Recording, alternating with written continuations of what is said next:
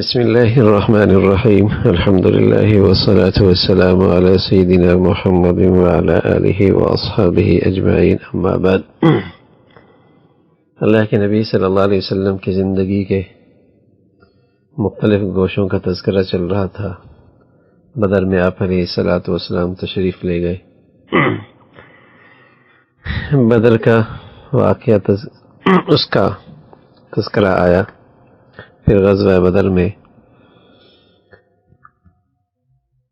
مسلمانوں کے لیے اللہ کے راہ میں قربانی اور اس جنگ کا پہلا تجربہ تھا. تعداد تھوڑی تھی. اسی طرح اس جنگ کے موقع پہ مال غنیمت کا آنا بھی یہ بھی پہلا موقع تھا.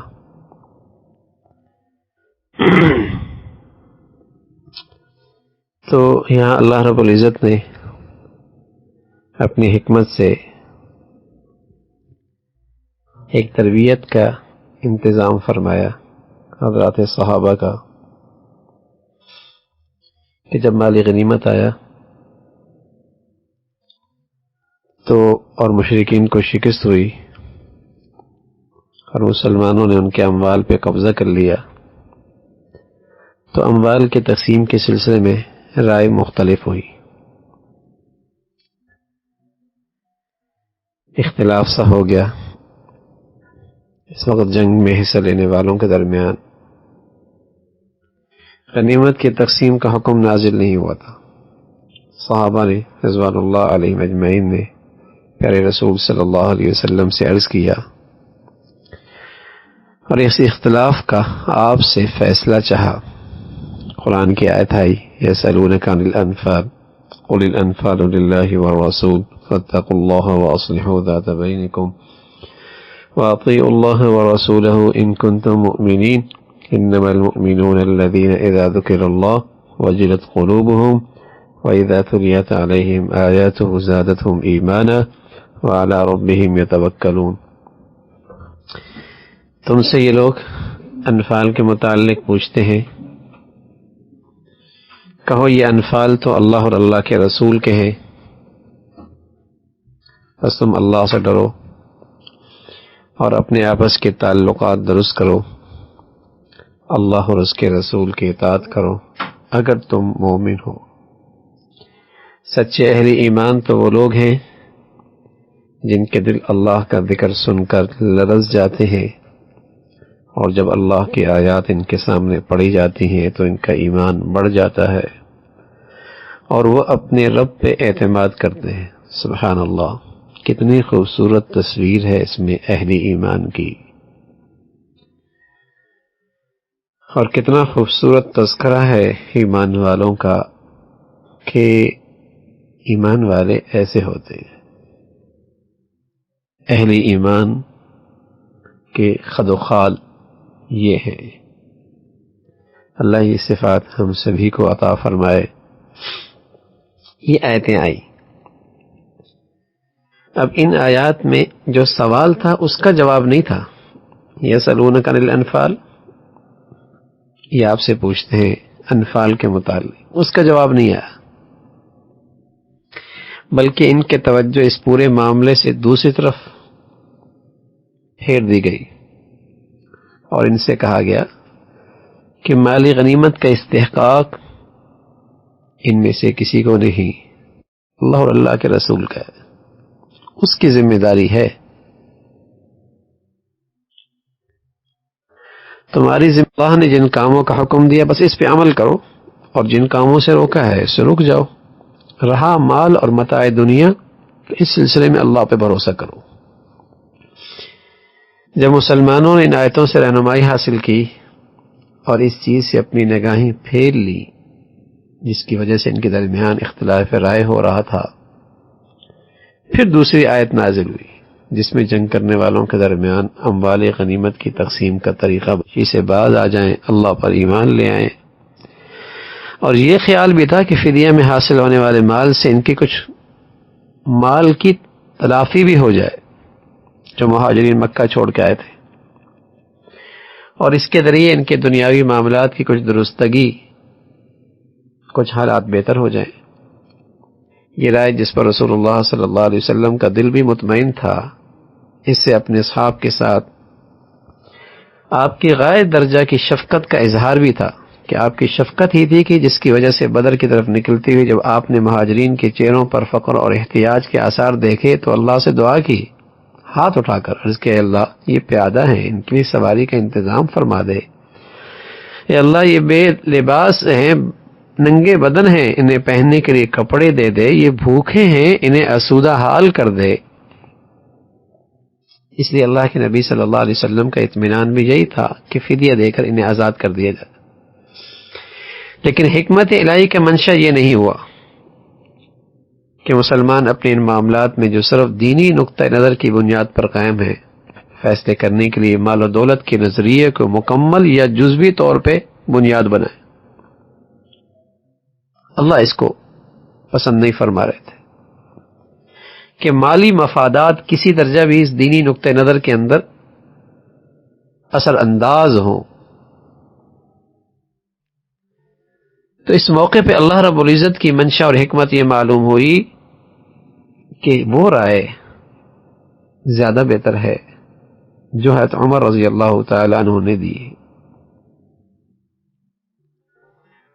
اور حکمت یہ تھی کہ کہیں ایسا نہ ہو کہ یہاں اگر مفادات کو، مال و دولت کو سامنے رکھ کر معاملہ کیا جاتا تو آگے جا کر یہ قانون بن جاتا، اور اس قسم کے احکام میں مادی نقطہ نظر غالب آ جاتا۔ اس لیے اللہ رب العزت کو یہ بات پسند نہیں آئی۔ حضرت عمر ابن خطاب فرمانے لگے کہ قیدیوں سے فدیہ لے کر انہیں چھوڑ دینے کا فیصلہ ہو جانے کے بعد اللہ کے رسول صلی اللہ علیہ وسلم کی خدمت میں حاضر ہوا تو دیکھا کہ آپ اور ابوبکر رضی اللہ تعالیٰ عنہما صلی اللہ علیہ وسلم دونوں بیٹھے رو رہے ہیں۔ میں نے عرض کیا اللہ کے رسول بتائیے آپ اور آپ کے دوست کیوں رو رہے ہیں؟ اگر کوئی ایسا سبب ہو جس پر مجھے بھی رونا چاہیے تو میں بھی روں، اگر ایسا سبب نہیں ہے تو بھی آپ دونوں کے رونے کی وجہ سے میں بھی رونے کی صورت بنا لوں۔ آپ علیہ الصلوۃ والسلام نے فرمایا تمہارے ساتھیوں نے مجھے قیدیوں سے فدیہ کے مال لے کر انہیں آزاد چھوڑ دینے کا جو مشورہ دیا تھا اس پہ رو رہا ہوں۔ پھر آپ صلی اللہ علیہ وسلم نے قریب کے ایک درخت کی طرف اشارہ کر کے فرمایا کہ اس مشورے کی وجہ سے اس پر نازل ہونے والا عذاب اس درخت سے بھی زیادہ قریب آ گیا تھا، اور اس موقع پہ یہ آیت نازل ہوئی، ما كان لنبي ان يكون له اسرى حتى يثخن في الارض تريدون عرض الدنيا والله يريد الاخره والله عزيز حكيم فكلوا مما غنمتم حلالا طيبا واتقوا الله ان الله غفور رحيم۔ کسی نبی کے لیے یہ زیبا نہیں کہ اس کے پاس قیدی ہو کہ جب تک وہ زمین میں دشمنوں کو اچھی طرح کچل نہ دے۔ تم لوگ دنیا کے فائدے چاہتے ہو، اللہ تعالیٰ کی نظر پیش نظر آخرت ہے، اور اللہ غالب اور حکیم ہے۔ اگر اللہ کا نوشتہ پہلے سے لکھا ہوا نہ ہوتا جو کچھ تم لوگوں نے لیا ہے اس کی پاداش میں بڑی سزا آتی، بس جو کچھ تم نے مال حاصل کیے سے کھاؤ، حلال ہے، پاک ہے، اللہ سے ڈرتے رہو، یقیناً اللہ درگزر کرنے والے، رحم کر دینے والے۔ تو یہ ایک تربیتی نظام تھا اس بدر کے میدان میں حضرات صحابہ کے لیے اور بدر میں شرکاء کے لیے، بدر میں شریک ہونے والے حضرات کے لیے۔ اگلا مرحلہ ہے غزوہ بدر کے بعد یہود کی پہلی بدعہدی، عہد شکنی۔ رسول اللہ صلی اللہ علیہ وسلم نے یہودی قبیلہ بنو قنیقہ کو ان کے بازار میں جمع کیا اور فرمایا، اے گروہ یہود، ڈرو کہ اللہ تعالیٰ تمہارے ساتھ بھی وہی معاملہ نہ کرے اور تمہیں بھی ویسی سزا نہ دے جیسے قریش کو دی۔ اسلام قبول کر لو، اور تم اچھی طرح جانتے ہو کہ میں اللہ کی طرف سے بھیجا ہوا نبی ہوں، اور اس کا تذکرہ تم اپنی کتابوں میں پاتے ہو، اللہ نے تم سے اس کا عہد لیا ہے۔ تو انہوں نے جواب دیا، محمد صلی اللہ علیہ وسلم، کیا ہمیں اپنی قوم کی طرح سمجھ رکھا ہے؟ تمہارا سابقہ اب تک ایسی قوم سے رہا ہے جو جنگ سے بالکل نہ آشنا تھی، اس لیے تمہیں فتح حاصل ہوئی ہے۔ اس سے اپنے بارے میں دھوکے میں نہ پڑو، اللہ کی قسم اگر معاملہ ہمارے ساتھ پڑے گا پتہ لگ جائے گا تم کتنے جنگ آزما لوگ ہو۔ ابن ہشام نے ایک روایت نقل کی ہے کہ عرب کی ایک مسلمان خاتون اپنے سامان تجارت کے ساتھ آئی اور بنو قنیقاع کے بازار میں اس نے سامان بیچا، پھر ایک رنگریز کی دکان پر گئی۔ وہاں بیٹھے لوگوں نے اس سے چہرہ کھولنے کو کہا، اس مسلمان عورت سے۔ اس نے انکار کیا۔ دکان کے مالک انگریز نے چپکے سے اس کے کپڑے کا ایک کنارہ لے کر اس کی پیٹھ پر باندھ دیا۔ جب وہ عورت کھڑی ہوئی تو اس کا سطر کھل گیا، جس پر وہ لوگ ہنسے۔ عورت نے شور مچایا۔ ایک مسلمان یہ دیکھ کر غیرت سے پھر گیا۔ اس نے رنگریز کو پکڑ کر قتل کر دیا۔ وہ رنگریز یہودی تھا۔ مسلمان کی بیٹی، بہنا، ماں، جیسے مسلمان کو اس سے غیرت کھانی چاہیے، ایسی اپنی مسلمان بہنا، بیٹی، بہنا کے بارے میں یہ غیرت کھانی چاہیے۔ کہاں وہ مسلمان جو اپنی بیٹی بہنا کی عزت آبرو کے لیے غیرت کھایا کرتے تھے، اور کہاں آج اب مسلمان بیٹی بہنا کی غیرت، عزت آبرو اپنے مسلمانوں سے بھی غیر محفوظ ہونے لگی۔ جواب میں اس یہود نے اس مسلمان کو قتل کر دیا۔ وہاں موجود مسلمانوں نے یہود کے خلاف دوسرے مسلمانوں کو مدد کے لیے پکارا۔ اس طرح مسلمان اور یہود بنو قنیقاع کے درمیان ہنگامہ برپا ہو گیا۔ یہ پہلے یہودی تھے جنہوں نے اس معاہدے کو توڑ ڈالا جو ان کے اور رسول اللہ صلی اللہ علیہ وسلم کے درمیان میں تھا۔ یہ پہلی بدعہدی تھی یہود کی طرف سے۔ اللہ کے نبی صلی اللہ علیہ وسلم نے ان کا محاصرہ کر لیا۔ بالآخر وہ اس بات پہ راضی ہو گئے کہ آپ ان کے حق میں جو فیصلہ کریں گے انہیں منظور ہوگا۔ منافق، مشہور منافق عبداللہ ابن ابی آپ کی خدمت میں حاضر ہوا، عرض کیا کہ اے محمد صلی اللہ علیہ وسلم، یہ یہودی میرے حلیف ہیں، ان سے آپ اچھا معاملہ کریں۔ اللہ کے نبی صلی اللہ علیہ وسلم نے کوئی توجہ نہیں دی۔ اس نے دوبارہ یہی بات کی، پھر آپ نے اس سے منہ پھیرا۔ اس نے کہا اللہ کی قسم میں اس وقت تک آپ کو نہیں چھوڑوں گا جب تک کہ آپ میرے خلیفوں کے ساتھ اچھا معاملہ نہ کریں۔ یہ 300 زرہ پوش 400 بغیر زرہ کے لوگ ہیں جنہوں نے ہر کس و ناقص سے میری حفاظت کی ہے۔ آپ چاہتے ہیں کہ ایک ہی دن ان کے سر قلم کر دیں؟ اللہ کی قسم مجھے ڈر ہے کہ اس حرکت سے آپ مصیبتوں کا شکار نہ ہو جائیں۔ یہ دھمکی، یہ انداز اس منافق کا تھا۔ رسول اللہ صلی اللہ علیہ وسلم نے فرمایا ٹھیک ہے، تمہارے کہنے سے میں نے چھوڑ رہا ہوں۔ اور آپ علیہ الصلوۃ والسلام نے حکم دیا کہ اب وہ مدینہ میں نہ رہیں، وہاں سے اور کہیں اور چلے جائیں۔ وہ لوگ ازراعات جو شام کے علاقے ہیں وہاں چلے گئے، اور ان میں بیشتر لوگ ایسے تھے جنہوں نے بقیہ زندگی وہیں گزاری۔ عبداللہ ابن ابی کی طرح حضرت عبادہ ابن صامت رضی اللہ تعالیٰ کے بھی یہودیوں سے خلیفانہ تعلقات تھے، اور رسول اللہ صلی اللہ علیہ وسلم کی خدمت میں حاضر ہوئے، عرض کیا رسول اللہ، میں اللہ اور اللہ کے رسول سے اور اہل ایمان سے ولایت کا تعلق رکھتا ہوں، اور ان کفار سے میں دستبردار ہو رہا ہوں۔ ان کے جو میرے تعلقات ولایت کے تھے ان سے میں دستبردار ہو رہا ہوں۔ ان دونوں کے رویوں پہ، ایک اس منافق اور ایک مخلص ایمان والا، ان دونوں کے ان رویوں پر قرآن کی آیتیں آئیں۔ یا ایھا الذین آمنوا لا تتخذوا اليہود والنصارى اولیاء بعضهم اولیاء بعض ومن يتولهم منکم فإنه منهم ان اللہ لا يهدي القوم الظالمین فترى الذین في قلوبهم مرض يسارعون فيهم يقولون نخشى ان تصيبنا دائرة فعسى الله ان يأتي بالفتح او امر من عنده فيصبحوا على ما اصروا في انفسهم نادمین۔ اے لوگوں جو ایمان لائے ہو، یہودیوں اور عیسائیوں کو اپنا رفیق نہ بناؤ۔ اے ایمان والو جو ایمان لائے ہو، تمہارے ایمان کا تقاضا یہ ہے کہ تم اہل یہود اور عیسائیوں کو اپنا رفیق مت بناؤ، یہ آپس میں ہی ایک دوسرے کے رفیق ہیں۔ اگر تم میں سے کوئی ان کو اپنا رفیق بناتا ہے تو اس کا شمار بھی انہی میں سے ہوگا۔ کیسی سخت وعید ہے، اور کوئی مسلمان ان آیات پہ ایمان رکھتا ہو تو کہاں اس کے لیے گنجائش ہے کہ وہ کسی کافر سے دوستی دلی تعلق بنائے۔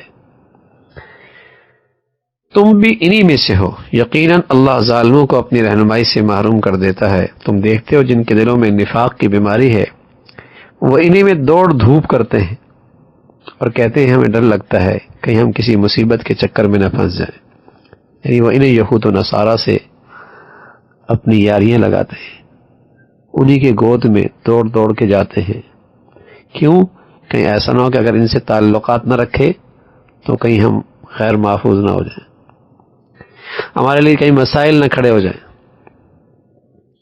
مگر بعید نہیں کہ اللہ جب تمہیں فیصلہ کن فتح بخشے گا یا اپنی طرف سے کوئی اور بات ظاہر کرے گا تو یہ لوگ اپنے اس نفاق پر جسے یہ لوگ اپنے دلوں میں چھپائی ہوئی ہیں پھر نادم ہوں گے۔ یہ پہلی بدعہدی تھی اور اس کا تذکرہ آیا۔ اس میں ایک بات پیش نظر رہے کہ مسلمان عورت کا حجاب، اس کی حدود، اس واقعے میں آپ کے سامنے اس کا تذکرہ آیا کہ ایک مسلمان عرب خاتون جب اپنے کسی کام سے یہود کے بازار میں آئی تو اس نے اس کا چہرہ کھولوانے کی کوشش کی۔ ابن حشام نے اس بات کا تذکرہ کیا کہ غزوہ بدر میں جب مسلمانوں کو فتح مل گئی تو یہود اس سے جلنے لگے اور انہوں نے رسول اللہ صلی اللہ علیہ وسلم کو چیلنج دیتی ہوئی کہا کہ اللہ کی قسم اگر ہم اس جنگ کا معاملہ پیش آیا تو تم دیکھ لو گے ہم کتنے جنگ آزما لوگے۔ ان دونوں اسباب میں کوئی تضاد نہیں، ایک طرف ان کا وہ جلن اور انہیں بڑی تکلیف ہوئی کہ مسلمان بدر میں کامیاب ہوئے، اور دوسری طرف ان کی یہ حرکت، اور ہو سکتا ہے جلنے کے بعد اور انہوں نے اس تکلیف کے بعد انہوں نے یہ گھٹیا حرکت کی ہو، اور یہ انہوں نے اس عورت سے کہا کہ تم اپنا چہرہ کھول دو، جس سے مسلمانوں کی توہین ہو۔ اس سے واضح ہوتا ہے کہ پردہ جو اسلام میں عورت کے لیے ہے اس میں چہرہ بھی شامل ہے۔ اگر ایسا نہ ہوتا تو کوئی ضرورت نہ تھی کہ یہ عورت راستے میں اپنا چہرہ ڈھانک کر نکلتی، اور اگر اس کا اپنا چہرہ ڈھکنا کسی دینی حکم کے بجا آوری میں نہ ہوتا تو یہود یہ حرکت کرنے پر آمادہ نہ ہوتے، اس لیے کہ اس حرکت سے ان کا مقصد اس عورت کے دینی شعور کو برانگیختہ کرنا تھا۔ ان کے پیش نظر یہی تھا کہ کس طریقے سے اس عورت کو اپنے اس دینی حکم کے معاملے میں برانگیختہ کیا جائے،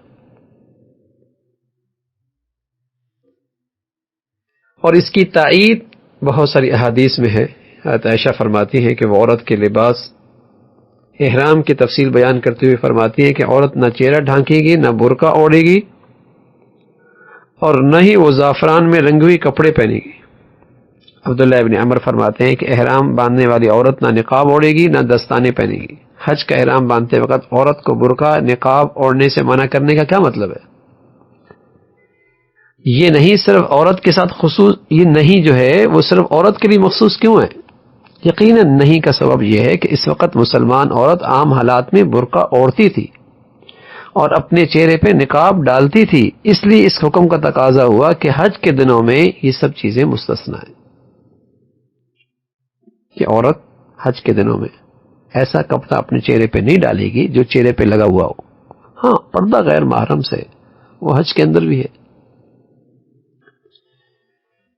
حضرت فاطمہ بنت قیس کہنے لگیں جب ان کے شوہر کے نے طلاق دے دی تو رسول اللہ صلی اللہ علیہ وسلم نے حکم دیا کہ ام شریک کے گھر میں عدت گزارے، پھر بعد میں نے کہلا بھیجا کہ ام شریک کے گھر میں میرے اصحاب آتے جاتے ہیں، اس لیے اپنا چچا زاد بھائی ابن ام مکتوم کے گھر میں عدت گزار لو، وہ نبینہ ہیں اور وہاں رہتی ہوئی اگر کبھی یہ دوپٹہ رکھ دو گی تو ان کی نگاہ تم پر نہ پڑے گی۔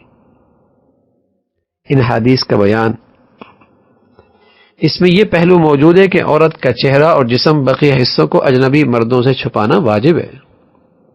رہی یہ بات کہ مردوں کا ان چیزوں کو دیکھنا حرام ہے، اس پر بھی بہت ساری احادیث ہیں۔ حضرت بریرہ فرماتی ہیں کہ رسول اللہ صلی اللہ علیہ وسلم نے علی سے ارشاد فرمایا، علی ایک بار کسی پر تمہاری نگاہ پڑ جائے تو پلٹ کر دوبارہ نہ دیکھو، پہلی بار دیکھ سکتے ہو مگر دوسری بار دیکھنے کے تمہیں حق نہیں۔ حضرت ابن عباس فرماتے ہیں اللہ کے نبی صلی اللہ علیہ وسلم میں حجۃ الوداع کا موقع ہے، یوم النحر ہے، فضل ابن عباس کو سواری پر اپنے پیچھے بٹھایا ہوا ہے۔ فضل اس عورت کی طرف ایک جو دائیں طرف سے جو سواری کی طرف سے گزر رہی تھی نظر پڑ گئی تو اللہ کے نبی صلی اللہ علیہ وسلم نے پیار سے چہرے پہ ہاتھ رکھ کے چہرہ پھیر دیا اور فرمایا فضل کیا کر رہے ہو؟ تو ان احادیث میں دونوں باتیں آ گئی کہ عورت کو منع کیا گیا کہ وہ اپنا چہرہ یا جسم کا کوئی حصہ اجنبیوں کے سامنے نہ کھولے، اور مرد کو منع کیا گیا کہ وہ ان میں سے کسی چیز کی طرف نہ دیکھے۔ دونوں چیزیں اس میں آ گئی۔ کہاں اللہ کے نبی صلی اللہ علیہ وسلم کی یہ ارشادات اور کہاں آج مسلمانوں کا معاشرہ اور ہماری زندگیاں۔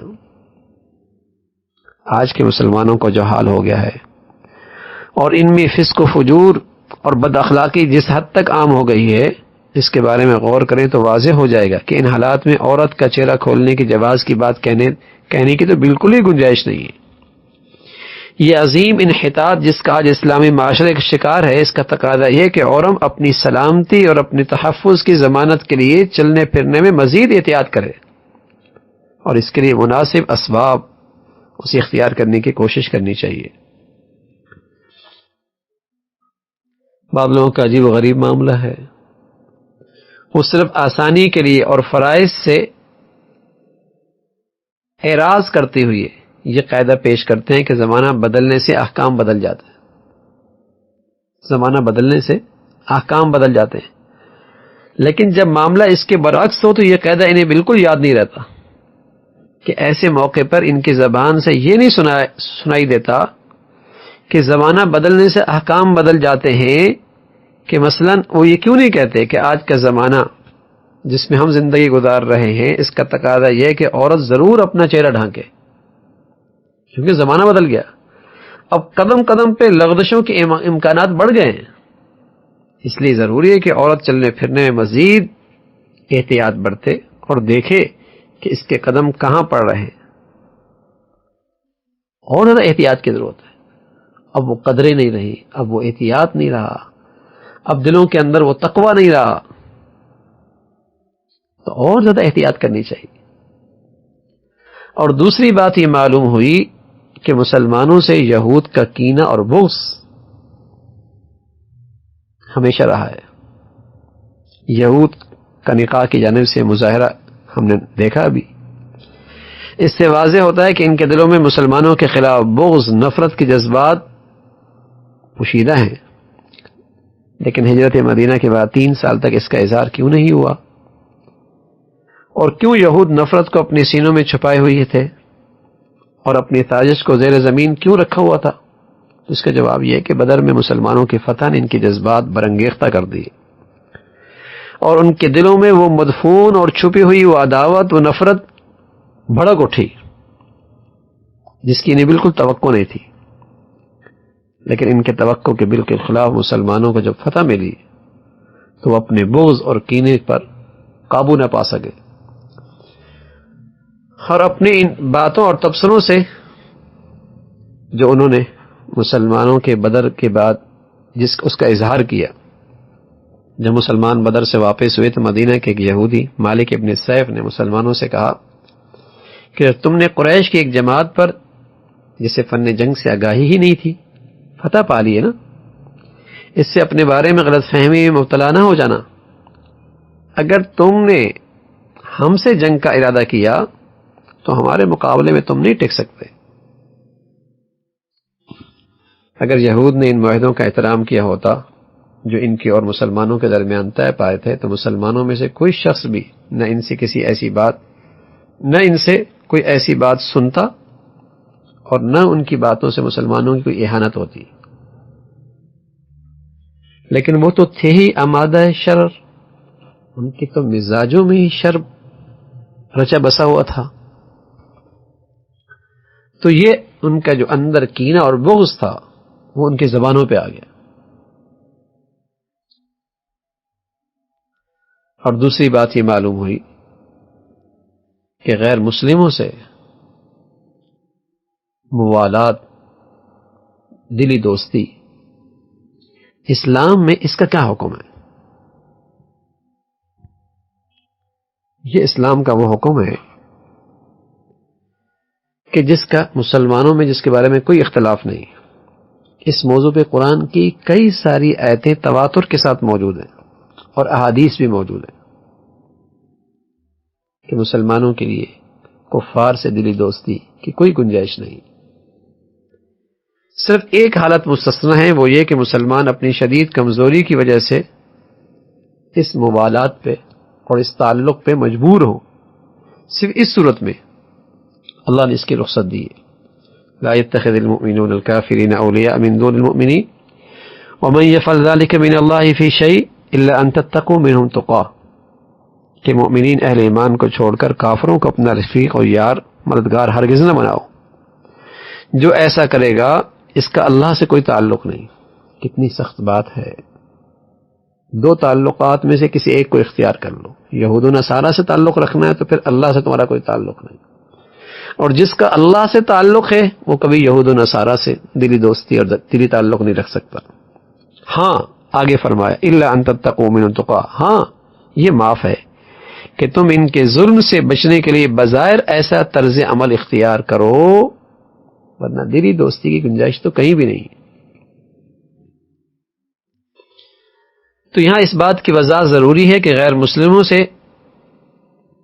موالات سے روکنے کا مطلب یہ ہے کہ ان سے نفرت کرنے اور کینہ رکھنے کا حکم، مطلب ہے کہ ان سے نفرت اور کینہ رکھنے کا حکم نہیں ہے. یہ مطلب نہیں کہ ان سے دل میں کینہ اور بغض رکھو،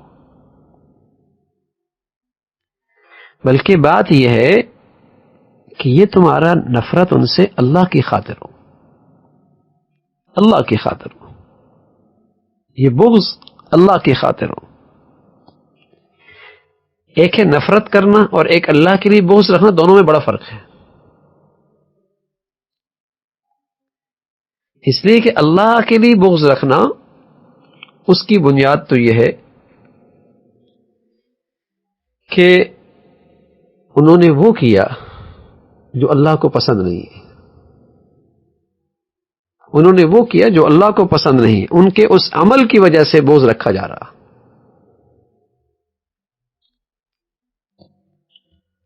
اور دوسرا جو معاملہ ہے اپنی ذات کے لیے کسی سے نفرت کرنا، بغض رکھنا، اس سے منع کیا گیا. اور ان کی بدعملی کی وجہ سے اور ان کے کفر کی وجہ سے ان سے نفرت کرنا یہ اللہ کی خاطر ہے.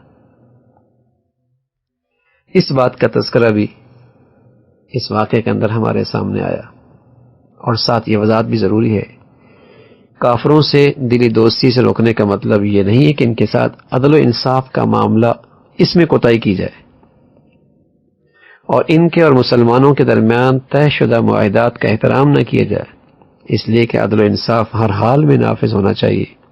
اللہ کے لیے بغض اور نفرت کو ایک دن بھی عدل اور انصاف کی اصولوں کے تنفیذ میں رکاوٹ نہیں بننا چاہیے. اللہ کا ارشاد ہے کسی گروہ کی دشمنی تم کو اتنا مشتعل نہ کر دے کہ انصاف سے پھر جاؤ، عدل کرو، یہ خدا تعالی سے زیادہ مناسبت رکھتا ہے. مقصود یہ وضاحت ہے کہ مسلمان دوسروں سے الگ ایک امت ہے، مسلمان ایک امت ہے، اور اس امت کی بنیاد اسلام ہے، اس امت کی بنیاد ایمان ہے، اور یہی میثاق مدینہ کے اندر ایک دفعہ موجود ہے. اور جب ایسا ہے تو ان کی دوستی اور بھائی چارگی صرف اہل ایمان سے ہونی چاہیے. ان کی دوستی، بھائی چارگی، دلی تعلق صرف اہل ایمان سے ہونا چاہیے. رہے دوسرے تمام لوگ تو ان کے ساتھ معاملہ عدل کا ہو، انصاف کا ہو، خیرخواہی کا ہو، احسان کا ہو، اس کی اجازت ہے، لیکن دلی دوستی، دلی تعلقات، اس کی اجازت مسلمانوں کو کفار کے ساتھ نہیں ہے. پھر آگے غزوہ احد ہے، انشاءاللہ اس کا تذکرہ کر عرض کریں گے. تفصیلی واقعہ ہے. سبحانک اللہم بحمدک نشہد ان لا الہ الا اللہ نستغفرک ونتوب الیک.